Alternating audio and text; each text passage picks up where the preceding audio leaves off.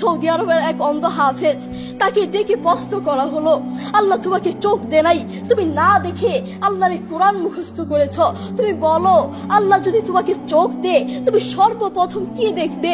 অন্ধ হাফেজ বলল, আল্লাহ আমাকে চোখ দে নাই, আল্লাহ আমি চোখে দেখতে পারি না, আমাকে চোখে দেখার মতো সেই শক্তি আল্লাহ দে নাই।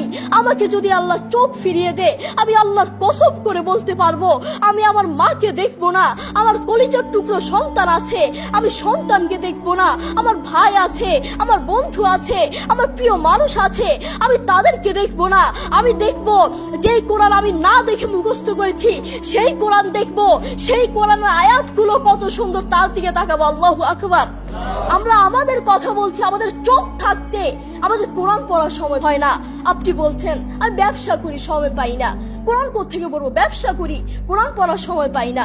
আমি দোকান করি, দোকানে অনেক কাজ থাকে, বিশ্বাস করুন আমি অনেক ব্যস্ত মানুষ, এজন্য কোরআন পড়ার টাইম পাই না, কোরআন পড়ার সময় পাই না।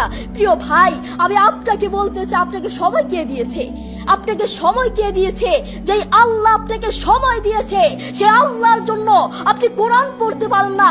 আপনার চেনা ফলমান আসমানের নিচে জমিনের উপর আরেকটাও হতে পারে না। কথা বলেন ঠিক কিনা?